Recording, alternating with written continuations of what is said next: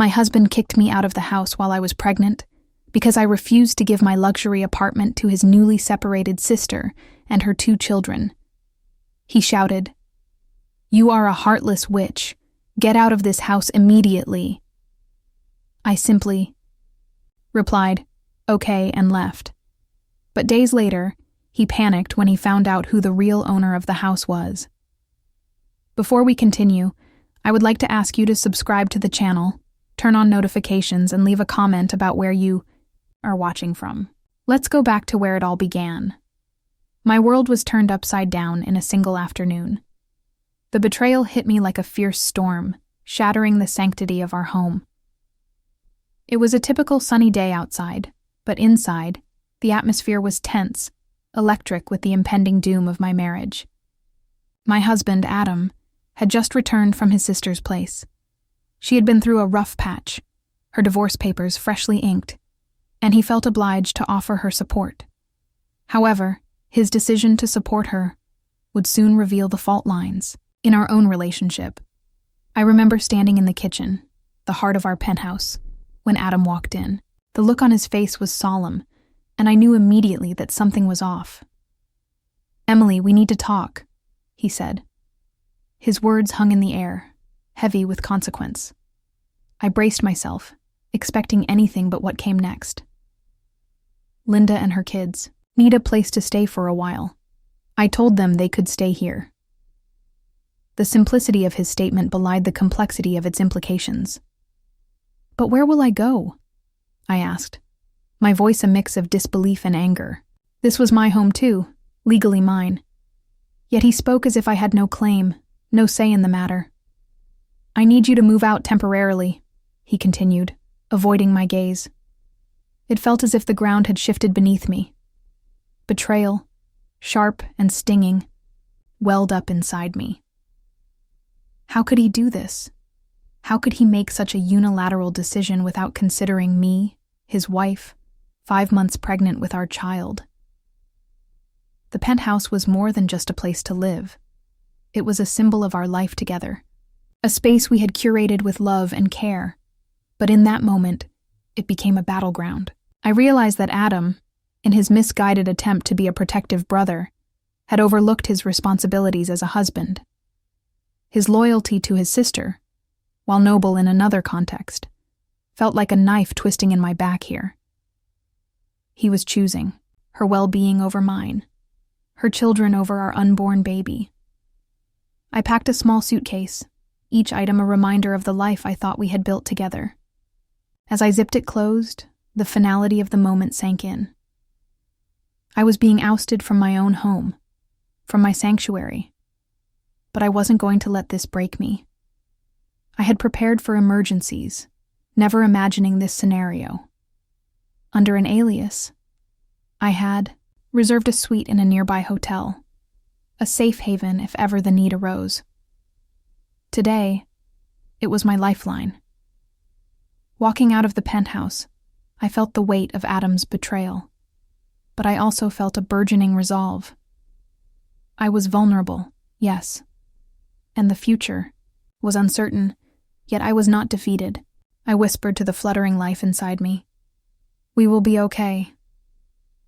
It was more than a reassurance. It was a vow.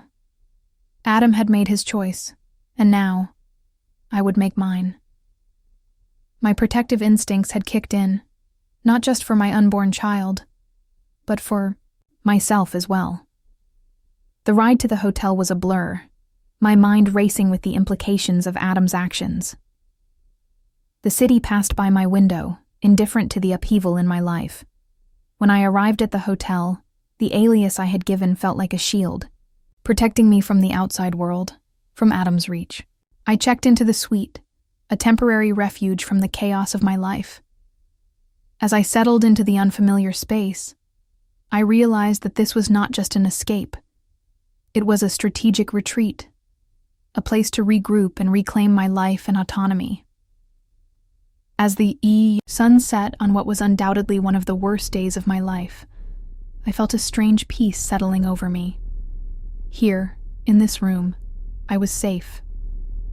Here, I could think clearly about my next moves. Adam had set this chain of events in motion, but I would be the one to dictate how it ended. I was down, but not out. This was not the end of my story, but a painful, pivotal chapter. And as I lay down to sleep, the city lights twinkling in the distance like a multitude of possibilities, I knew one thing for certain. I would rise again, stronger and more resilient than ever before. This betrayal would not define me. It would refine me.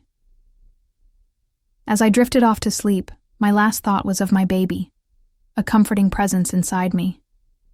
Tomorrow would be a new day, and I would face it head-on, with all the strength and determination I could muster. Adam had thrown me out, but he had not thrown me away.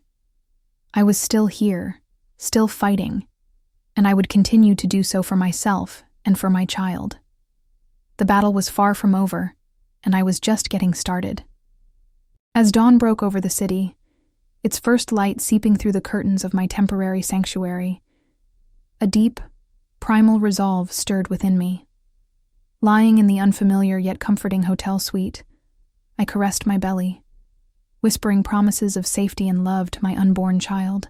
Despite the turmoil of the previous day, the protective instinct of a mother had awakened fully in me, driving every decision, every thought. I rose from the bed with a renewed sense of purpose. Today wasn't just another day.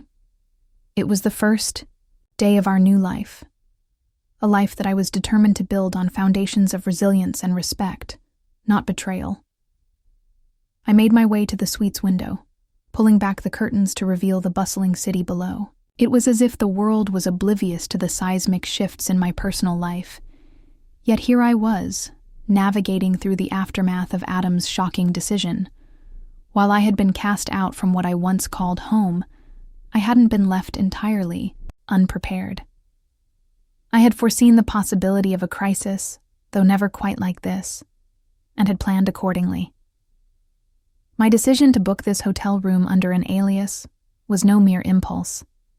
It was a strategic move, a safety net for just such an unforeseen turn of events. It was my foresight that had saved me from utter despair, providing me and my child a safe haven when the sanctuary of our home had been stripped away.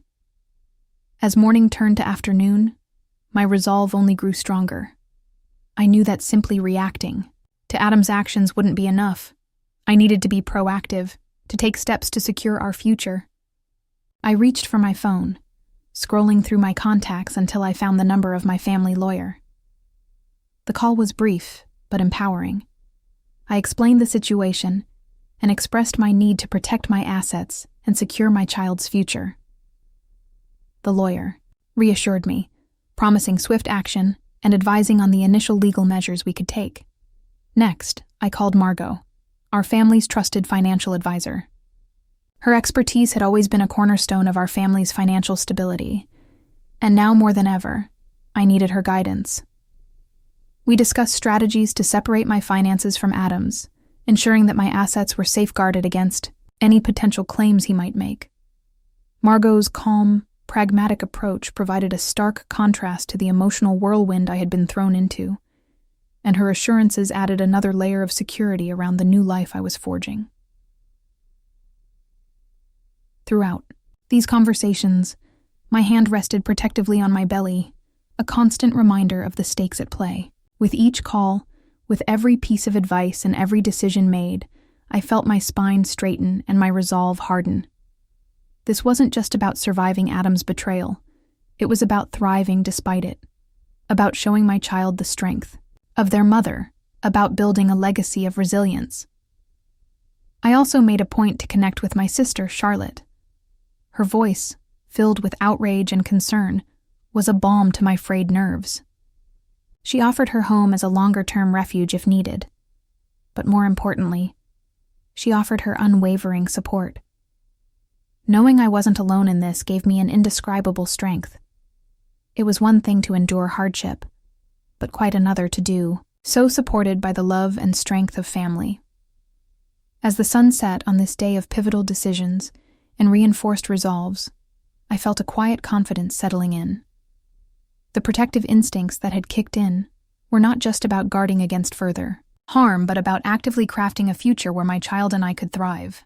The hotel room, once a symbol of my displacement, had transformed into a command center from where I orchestrated the rebuilding of our lives. Tonight, as I lay down to sleep, I wasn't just a woman scorned. I was a fortress unto myself. The challenges ahead were daunting, but I was ready to meet them head-on, with the fierceness and love only a mother can know. Tomorrow would bring its own battles. But tonight, I rested in the knowledge that I had done everything in my power to protect and provide for the little life growing inside me. As the first rays of morning light filtered through the sheer curtains of my hotel suite, they brought with them a sense of clarity and determination that had eluded me in the emotional turmoil of the past few days. Today, I wasn't just going to react to the circumstances Adam had thrust upon me. I was going to strategically maneuver through them, securing not only my immediate safety, but also my long-term security and that of our unborn child. With a steaming cup of tea in hand, I sat at the small desk provided in the suite, transforming it into a makeshift office. The papers laid out in front of me weren't just documents. They were weapons in the battle for my autonomy. I reviewed the property deeds, bank statements, and investment summaries that Margot had sent over. Each line, each figure on those pages was a testament to the life I had built, a life I was now fighting to protect. My phone consultations from the previous day had set the wheels in motion. Richard, my family lawyer, was not just a legal advisor, but a battle-hardened warrior in the legal arena. This morning, our conversation was tactical and precise. We discussed the nuances of marital property laws and the steps necessary to ensure that my assets remained untouchable. Richard's assurance that the penthouse, being in my name alone, was legally protected, provided a significant relief. Margot's advice was equally strategic.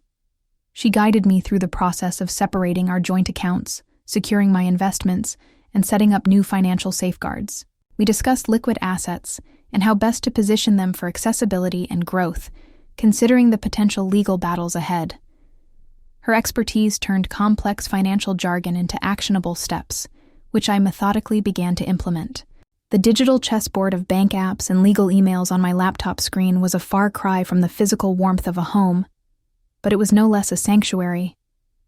Each decision I made, from transferring funds to opening new accounts solely in my name, felt like reclaiming a piece of myself that Adam had tried to overshadow with his unilateral decisions. By midday, the foundation of my new financial independence was laid. However, securing my legal standing required more than just financial acumen. It required visibility and control over all legal documents related to our assets.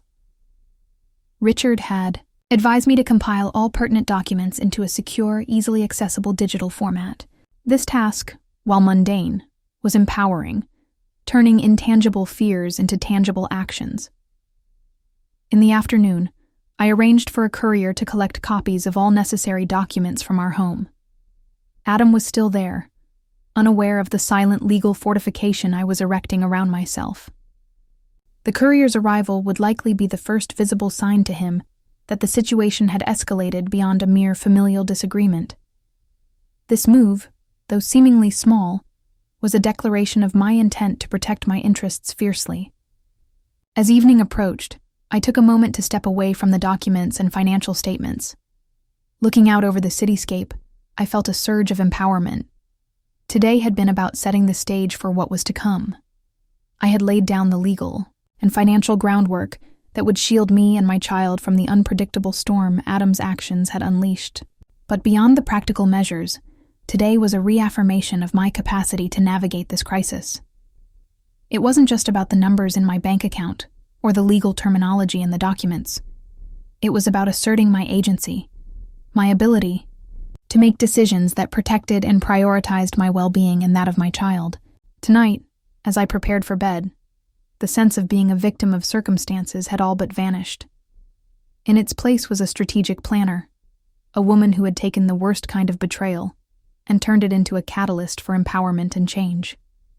As I lay down, the gentle kicks of my unborn child served as a poignant reminder of the stakes. and of the strength that had emerged in the face of adversity. The morning greeted me with a sense of calm resolution as I woke up in the stillness of my hotel suite, the city's hustle just a faint murmur behind the thick glass windows. Yesterday's comprehensive planning had set a clear path forward, and today was about strengthening my resolve through clear, honest conversations with those in my circle, those who needed to understand the gravity of my situation and the steps I was determined to take. My first call was to Charlotte, my sister, who had been my emotional anchor through this storm. As I dialed her number, I felt a mix of gratitude and nerves. Her support was unwavering, but today, I needed more than emotional support. I needed tactical advice from someone who knew me best. "Charlotte, I've started separating my finances and legal ties from Adam," I began, my voice steady but softer than usual. Her response was immediate and firm, a reflection of her protective instinct as much as mine. "Emily, you're doing the right thing. How can I help further?" Her question wasn't just a polite offer. It was a pledge of solidarity. Our conversation delved into potential scenarios, with Charlotte offering insights into personal and professional resources that could aid my situation. She suggested reaching out to a friend of hers, a public relations expert, who could manage any unwarranted media attention or social scrutiny that might arise from the impending legal battle. Her pragmatic approach provided a new angle to my strategy, blending legal maneuvering with public image management, a crucial element I hadn't fully considered. Next, I called Richard, my lawyer, to discuss the outcomes of yesterday's actions and reinforce our legal strategy moving forward. "Richard, I need to ensure that there's no misunderstanding about the penthouse ownership," I emphasized, needing him to grasp the full extent of Adam's misconception and my resolve to correct it. Richard's response was reassuring. "Emily, I've already drafted a notice to Adam clarifying your sole ownership and the legal implications of his actions. We're on solid ground." The third call was to Margot, my financial advisor. Our conversation was focused and forward-looking, discussing the immediate steps we had taken and planning for the long-term security of my assets. Margot advised on creating a trust for my child, an idea that resonated deeply with me, intertwining my efforts to secure our present with preparations for my child's future. "Let's set it up," I affirmed, feeling a profound connection to the path I was forging, not just for myself, but for my unborn baby. These conversations, though varied in their content, all circled back to one undeniable truth. I was not just fighting back, I was building anew.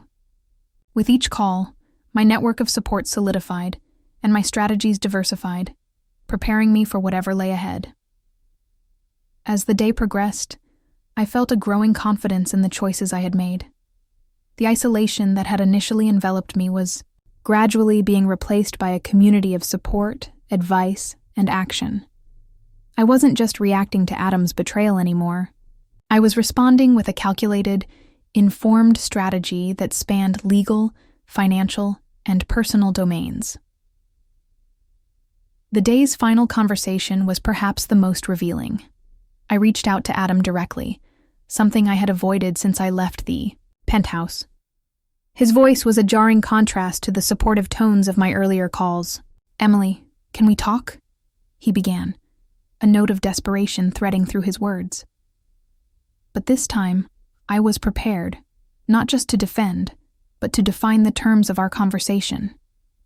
"Adam, I'm willing to discuss our situation, but only within the framework of legal and financial fairness," I responded, my tone firm yet devoid of animosity. It was crucial he understood that any dialogue between us would be on my terms, dictated by respect and legality rather than emotional whims. As our call ended, I reflected on the day's conversations. Each had served a purpose. Each had fortified my resolve, and each had brought me closer to a new chapter, one defined by empowerment and autonomy. Tonight, as I settled into the quiet of the evening, I felt a renewed sense of purpose. The conversations had not only reaffirmed my path, but had also expanded it, weaving new strands of support and strategy into the fabric of my future. As the first light of dawn crept through the gaps in the curtains, my night of restless thoughts transitioned into a day of anticipated actions. The previous day's conversations had not only strengthened my resolve, but had also set the stage for a crucial turning point. Today, I would see the tangible impact of my strategic decisions on Adam as the reality of his situation began to unravel. I had arranged for the building management to serve Adam with the eviction notice. This was not a decision made lightly, but a necessary step to reclaim my property and assert my rights. The penthouse was mine by law, and his continued presence there was not only illegal, but a stark reminder of the disregard he had shown for my autonomy and our shared life. Sitting in the quiet of the hotel room, I waited for the call from the building manager. When it finally came, the tone of his voice conveyed the gravity of the situation. "Ms. Emily, we've delivered the notice." Mr. Adam was quite shocked, to say the least. The words were a cold comfort. They did not bring joy, but rather a somber realization of the necessary boundaries I had to enforce. Adam's reaction was swift and predictably panicked. My phone began to buzz with his calls and messages, each one more desperate than the last. "Emily, please, we need to talk about this. I didn't realize—" The voicemail started. But I had learned that empathy, while a virtue, can sometimes lead to the erosion of one's boundaries. I could not afford to waver, not when so much was at stake. His pleas for a second chance were echoes of past promises, but they fell on deaf ears this time. I had come too far, made too many hard decisions to backtrack now. The trust that once bound us together had been deeply fractured, and while part of me ached to ease his pain, the stronger part knew that this was the only way forward, for both of us. Later that day, I met with my lawyer Richard in a quiet cafe. Over coffee, we reviewed the possible scenarios that could unfold from the eviction. Richard was meticulous in his explanations, ensuring I understood every legal nuance. "It's important, Emily, that you remain firm. Any sign of leniency could be used against you in court," he advised. I nodded, taking in every word, every warning. The legal battle that loomed on the horizon was not just about the penthouse. It was about reclaiming my life and securing my future. The confrontation that I had dreaded was unavoidable now. Adam and I met at a neutral location, a local restaurant, where the public setting might temper the intensity of our interaction. He looked worn, a shadow of the confident man I had married.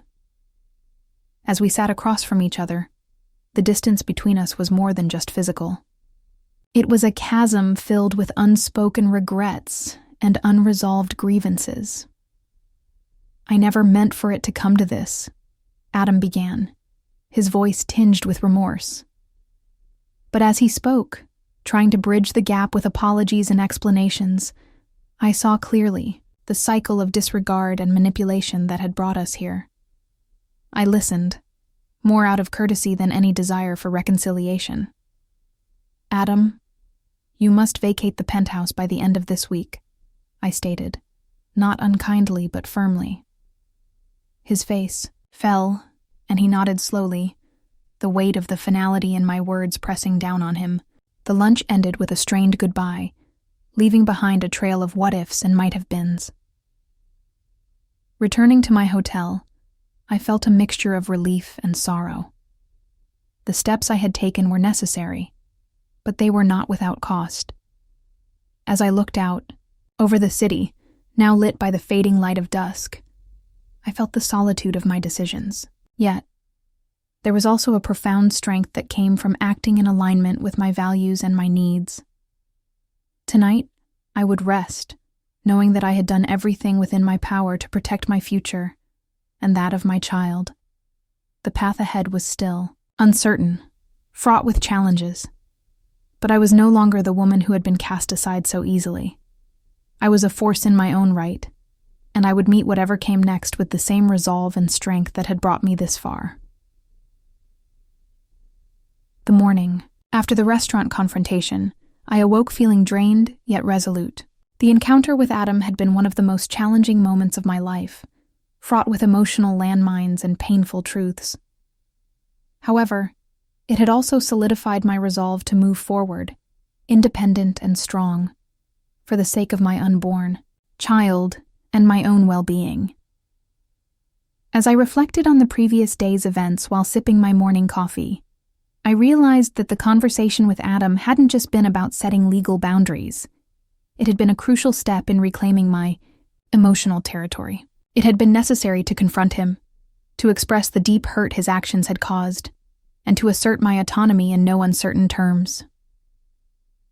Later that morning, I received a call from Richard, updating me on the legal proceedings and confirming that Adam had indeed begun the process of vacating the penthouse. He's agreed to leave without further legal compulsion, Richard informed me, a note of approval in his voice. This news was a relief, yet it carried with it the weight of the finality of our shared past. The rest of the day was spent in quiet contemplation and strategic planning. I met with Margot to discuss the financial implications of the separation and to adjust my financial plans to suit my new circumstances. We focused on ensuring that my assets were secure and that I had a solid foundation for the future. It's about building stability for you and your child, Emily, Margot reminded me, her advice both practical and comforting. In the afternoon, I took a long walk in the nearby park, a place that had always offered me peace and perspective. As I walked, I thought about the confrontation with Adam. It had been tense, undoubtedly, but also clarifying. I had seen the regret in his eyes, but I had also recognized the necessity of maintaining my boundaries. It was clear that while Adam might have felt genuine remorse, the path to healing and moving forward had to be walked separately. As I sat on a park bench, watching families and couples pass by, I felt a surge of hope for the future. I was on my own now, but not alone. I had a network of support, a clear legal and financial path, and most importantly, a renewed sense of self. That evening, as I prepared dinner back at my hotel suite, I felt a newfound peace settling over me. The challenges ahead were still daunting, but I was no longer overwhelmed by them. I had faced Adam, expressed my grievances, and laid the groundwork for my future, a future that was solely mine to shape. I called my sister Charlotte to update her on the day's developments. It's been hard, but I feel like today was a turning point, I shared, my voice steadier than it had been in days. Charlotte's response was encouraging, reinforcing her continued support and belief in my strength. "You're doing great, Emily. Just keep looking forward," she said, her words bolstering my spirits. As I ended the day, preparing for bed in the quiet of my suite, I felt a profound shift within myself. The confrontation with Adam had been a crucible, refining my resolve and clarifying my path. I was ready to face the future, not just as a survivor of betrayal, but as a creator of my own destiny. Tonight, I would sleep soundly, comforted by the knowledge that each step I took was a step toward a new beginning, a life defined by my choices and my courage. The road ahead would not be easy, but I was ready to travel it with my head held high and my heart open to the possibilities of a new life. The morning sun cast a warm glow across the city as I prepared to return to my penthouse, the place that was once a shared dream and had become the battleground of my recent struggles. Today marked a significant milestone, reclaiming my home. As I packed my belongings from the hotel suite, which had served as my refuge, I felt a mixture of anticipation and resolve. This was more than just a physical move. It was a symbolic act of taking back my life. Driving through the familiar streets that led to the penthouse, memories flooded back, both sweet and bitter. But I was determined not to let the past overshadow my return. I had fought hard to stand my ground, and now it was time to rebuild, to cleanse the space of the turmoil it had witnessed. Upon entering the penthouse, the quiet was striking. Gone was the tension that had permeated the air, replaced by a sense of potential. As I walked through each room, I could see signs of Adam and his sister's brief stay. A stack of children's books in the corner, a set of dishes out of place, each a reminder of the upheaval. Yet, these were merely physical remnants, easily remedied. I spent the day cleaning and rearranging, each action deliberate, each change a step toward reclaiming the space.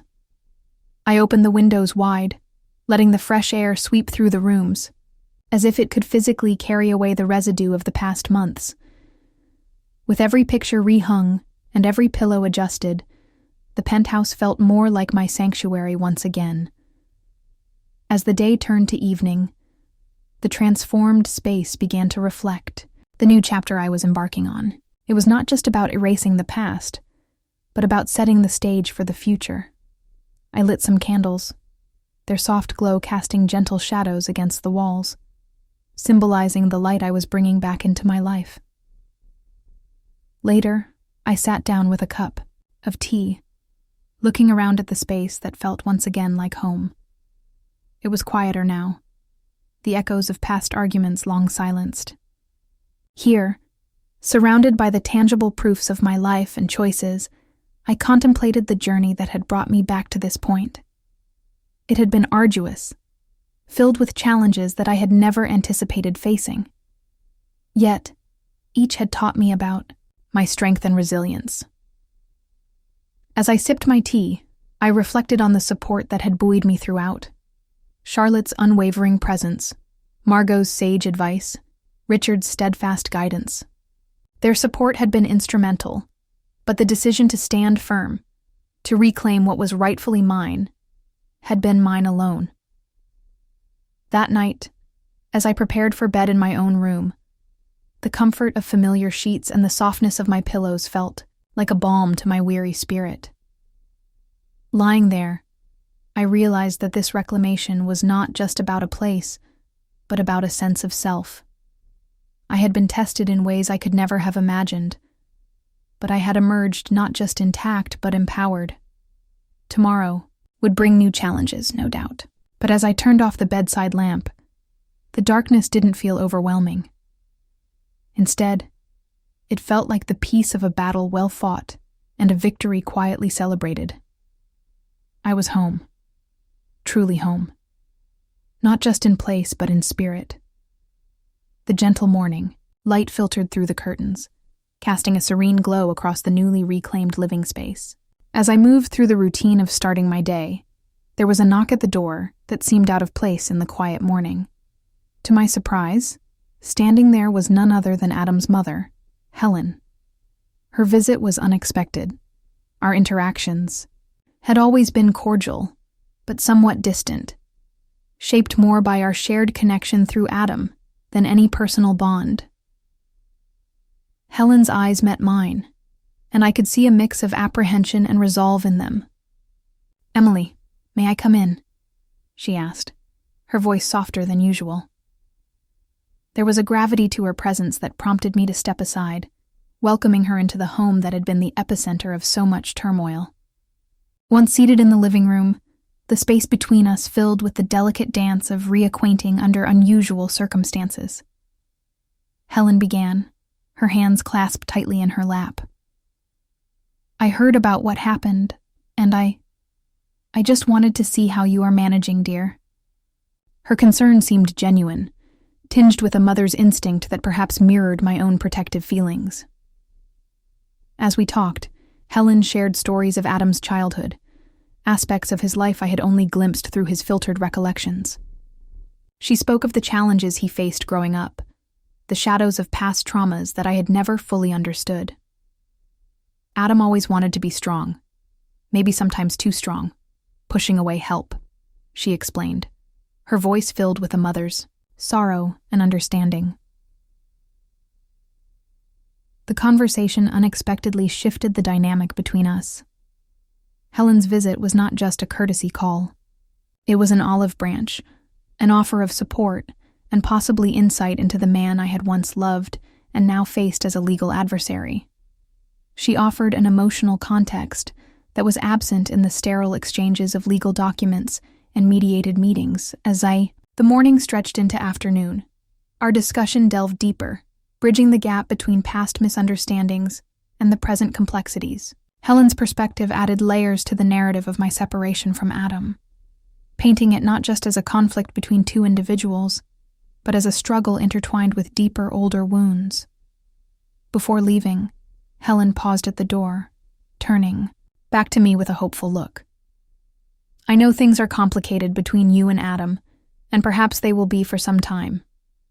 But please know, Emily, if there's anything I can do to help, even just to listen, I'm here." Her offer was unexpected but sincere, and it left me with a lot to consider. The rest of the day was reflective, as Helen's visit prompted me to reconsider the broader implications of my decisions and the people they affected. It was a reminder that the web of relationships surrounding a marriage extended far beyond the couple at its center. That night, as I settled into the calm of my reclaimed home, I felt a nuanced shift within me. Helen's visit had opened up new avenues of understanding and potential reconciliation, not necessarily with Adam, but perhaps with his family, and even with parts of myself that had been hardened by the legal battles and emotional strife. I turned off the light. The quiet of the night seemed less isolating. The support, coming from an unexpected source, had offered a new kind of comfort, one that promised a broader healing, perhaps deeper than I had anticipated. I drifted off to sleep, contemplating the complex tapestry of human relationships and the unexpected threads that sometimes lead us toward healing and understanding. The following morning brought with it a contemplative silence, as if the penthouse itself was pausing to reflect on the recent influx of change and revelation. My conversation with Helen had left deep imprints on my thoughts, softening some of the harsher edges of my resolve with understanding and empathy. It was in this reflective state that I received a text from Adam, a simple, unexpected message. That read, "Can we talk?" This wasn't the first time Adam had reached out since our separation, but it was the first since his mother's visit.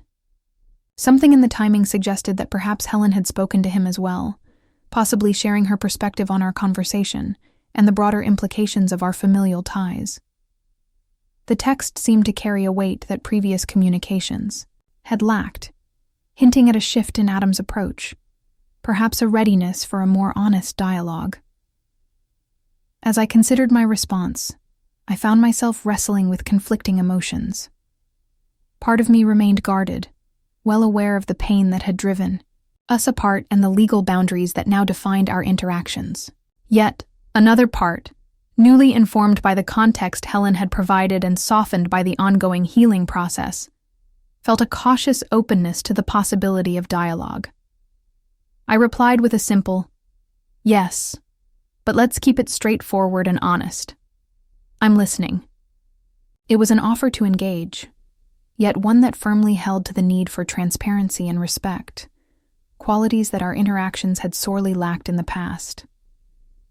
We agreed to meet at a small cafe, a neutral ground that promised a public yet intimate setting for what I anticipated would be a pivotal conversation. As I prepared for the meeting, I found myself revisiting the past months, not with bitterness, but with a desire to understand the narrative arcs of our shared story from both sides. Sitting across from Adam later that day, I noticed the visible changes in him. There was a humility and a hesitance that I hadn't seen before. "Emily, I've been doing a lot of thinking," he began, his voice low and somewhat tentative. "And talking with my mom helped me see things from a different angle. I'm sorry for the pain I've caused. It wasn't right, and I see that now." The conversation that followed was unlike any we had had before. It was fraught with the discomfort of raw honesty, but it was also threaded with a genuine attempt at understanding. Adam admitted his faults, not with the guarded defensiveness that had characterized our previous exchanges, but with an openness that seemed to ask for neither forgiveness nor reconciliation, but simply acknowledgement. As we talked, it became clear that this dialogue wasn't about rekindling what was lost, but about forging a path forward, perhaps not together, but with mutual respect. We discussed practical matters, like finalizing the separation of assets and managing shared responsibilities, but there was an underlying current of deeper, more personal admissions and acknowledgments. Leaving the cafe, I felt a mixture of relief and exhaustion. The emotional landscape of divorce is complex and often unpredictable. Today's conversation had not resolved the past, but it had opened a door to a more respectful coexistence, whatever shape that might take in the future. As I walked home, the city around me seemed to echo my internal shift, a landscape familiar, yet somehow changed. The possibility of dialogue, once a distant thought, had become a reality, bringing with it a new layer of healing and understanding. Tonight, as I settle back into the space that is once again just mine, I do so with a heart lighter than it's been in months. The path ahead remains uncertain, and the process of fully untangling our lives is far from over, but the promise of honest conversation offers a beacon of hope, a sign that even the most fractured relationships can find new ground on which to build a semblance of peace. The new day dawned clear and bright, reflecting a shift within me. The conversations with Adam had not only opened a channel for more honest communication, but had also catalyzed a deeper internal transformation. I felt a sense of empowerment burgeoning within, fueled by the realization that I was navigating this tumultuous chapter of my life with resilience and dignity. As I prepared for my 20-week scan, I felt a blend of excitement and solemnity. This scan, a milestone in any pregnancy, was imbued with additional significance due to the circumstances surrounding it. It was a poignant reminder of the life growing inside me, a life for which I was solely responsible now.